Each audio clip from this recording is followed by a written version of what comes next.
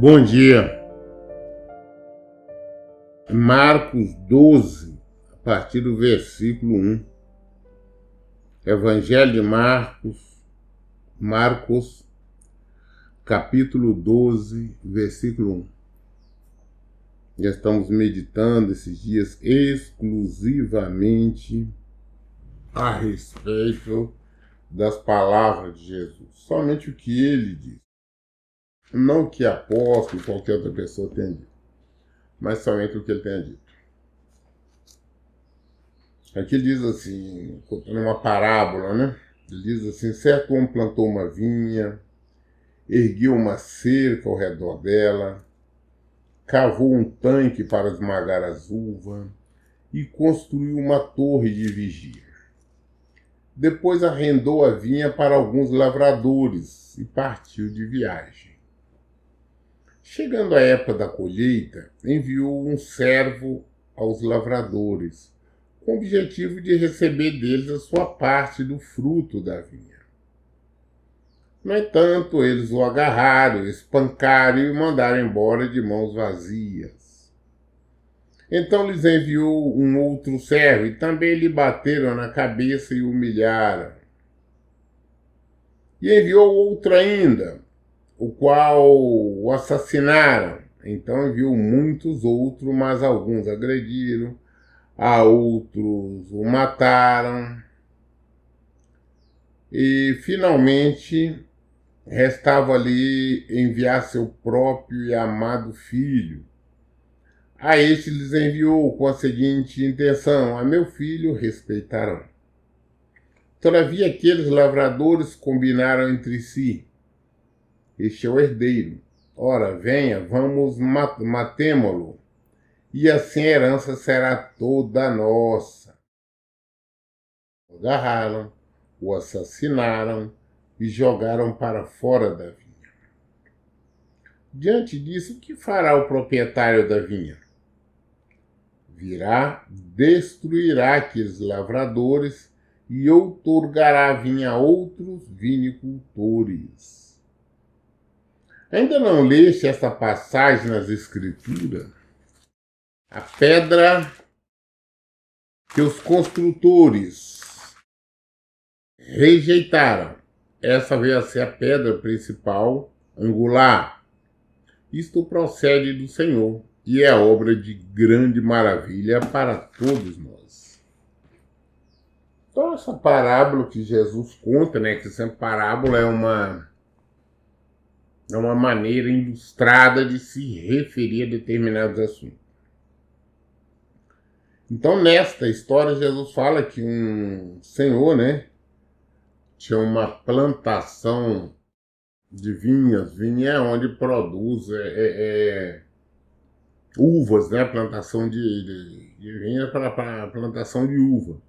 Ele fez ali direitinho, cercou direitinho, fez uma cerca, fez o lugar preparado, cavou, fez direitinho, o lugar para depois de colher a uva, para amassar as uvas ali, para se extrair o suco.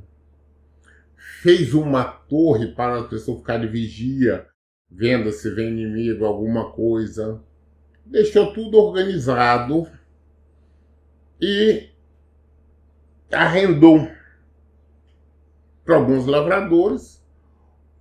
O arrendamento é para que eles, na toda época de colheita, pagassem um determinado valor para ele. Ou seja, parte da colheita. Eles tomariam conta, administrariam ali, mas pagariam determinado valor. Aí na época da colheita, ele mandou, né, um empregado lá para receber a parte dele. O que eles fizeram? Esses agricultores, de vez de pagar, mandar a parte do homem direitinho, simplesmente pegaram esse empregado, bateram nele e mandaram ele sem nada, de mão vazia. Aí esse moço não foi muito complacente, ele enviou um outro funcionário. E novamente pegaram o funcionário, bateram, humilharam, bateram na cabeça dele e tudo mais. Novamente o homem ainda enviou mais um outro funcionário. Esse outro funcionário agora eles já mataram, pegaram, bateram, espancaram e o mataram, assassinaram. Depois disso, este moço enviou vários outros funcionários. E todos eles foram assassinados, foram espancados, foram humilhados, tudo. Aí novamente a bondade falou, olha, eu vou fazer isso, eu vou enviar o meu filho. Pelo menos o meu filho eles vão respeitar. Mas o filho dele, ele viu o filho, na verdade, fala, o quê? Esse aí é o herdeiro, sei que nós vamos pegar, vamos matar ele, que a herança fica sendo nossa. Então, nessa passagem, aí fala, né, o que esse homem vai fazer? Claro, que ele vai agora, vai destruir, vai juntamente com o guarda, soldados, ele vai destruir estes agricultores e vai arrendar, então, a vinha para outras pessoas. Por que Jesus está falando isso? Essa história, Jesus está se referindo a Israel. Ao longo da história, Deus enviou uma quantidade enorme de profetas pregando a palavra do Senhor, ensinando, mandando que eles se arrependessem. E o que eles fizeram? Os profetas foram espancados, foram humilhados, foram assassinados. Tudo aconteceu aos profetas. Nós temos várias histórias. Tem um profeta nome Zacarias que o mataram, né? Foi até criado por um sacerdote, o mataram. Jeremias, nós vemos o tanto que ele passou, enfim, vários outros. Só porque pregava a palavra de Deus, falava da parte do Senhor. Então eles fizeram tudo isso. Então, aí o que aconteceu? Jesus, já sabendo, já está adiantando. Aí depois de fizer tudo isso com tantos profetas do Senhor, Deus enviou o Filho dele, Jesus Cristo. E eles pegaram o Filho de Deus, Jesus Cristo, e nós sabemos disso, Jesus já sabia, já está falando que vai acontecer. Então pegaram, prenderam, humilharam, crucificaram, o assassinaram. Conclusão. Rejeitaram a Deus, o Filho dele, a palavra dele. Deus vai ficar tudo certo, não tem problema não. Então o que Deus não fez? A palavra de Deus alcançou outros povos, o lugar do reino de Deus que era ali para os judeus, mas que rejeitaram, estão rejeitando até hoje. Ele deu para outros. Para quais somos nós? Nós não somos israelitas, nada, mas nós fomos alcançados. Por alcançado, as pessoas são alcançadas em todos os continentes. Pessoas têm convertidas no mundo todo, convertidas ao Senhor. E enquanto que os judeus continuam ali sem se converter, com o coração duro, continuam ali falando em Moisés, então está dando reino. E eles vão sofrer o castigo de Deus. Então, Jesus falando aqui, mostrando para isso, e eles, claro que na hora ali, eles entenderam. E logo agora já estavam já tramando já para pegar Jesus. Mas veja você, o seu Jesus enviado para nós. Se nós rejeitarmos, nós somente vamos receber o castigo do Senhor, mas ele alcançará outras pessoas, assim como nós fomos alcançados. Tá? Esta aqui é a realidade do Senhor. Novamente, agora vamos lá para o versículo 15. Jesus diz assim: por que me tentais? Trazei-me um denário para que eu o examine.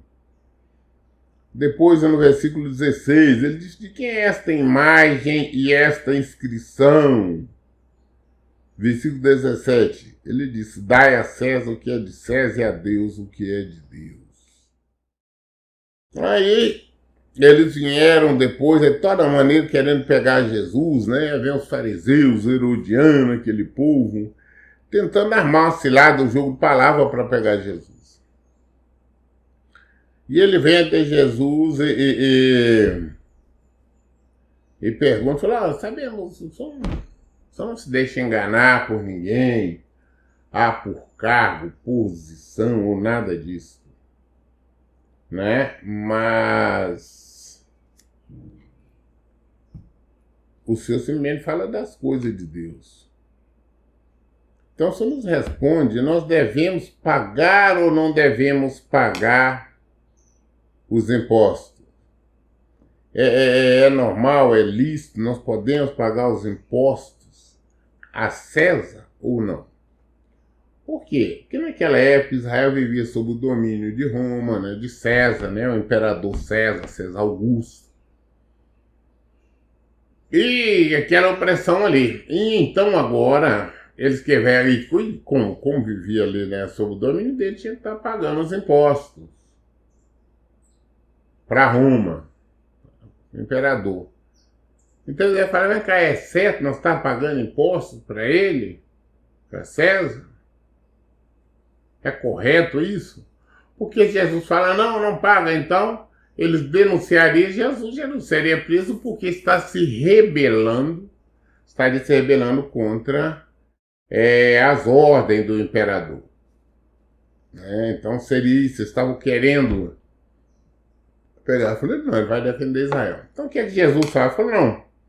Foi o que nós lemos no versículo 15. Ele falou: mas por que vocês estão me tentando? Por que vocês estão me experimentando? Me traz um denário para que eu examine. Ou seja, me traz uma moeda. O denário era uma moeda na época. Me traz aí um denário, o dinheiro para me ver. Aí pegaram uma moeda, né, de um denário e trouxeram a Jesus. Aí Jesus pegaram ali a moeda, pegou a moeda e disse: vem cá, de que essa imagem aqui, que está na moeda aqui? E essa inscrição, né, na moeda tinha ali a imagem de César e tinha inscrição. Falou: de quem que é isso aqui? Qual é essa imagem aqui? Não. Olha, tá vendo que é de César. Falei: então, dai a César o que é de César. E a Deus o que é de Deus. Ou seja, os impostos que é de César, o dinheiro é de César, dai para ele. Mas obediência a Deus. Ou seja, respondeu ele de uma maneira clara, sem eles ter como escapar. Tá? Foi isso que Jesus fez. Muito bem, nós lemos hoje até o versículo 17 de Marcos 12.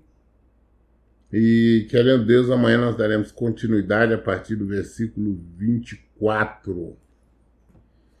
Todas as dúvidas nós esclarecemos na Bíblia. Por isso, em todo o tempo, eu digo: leiam e pratiquem a Bíblia. Deus abençoe. Tenha bom dia.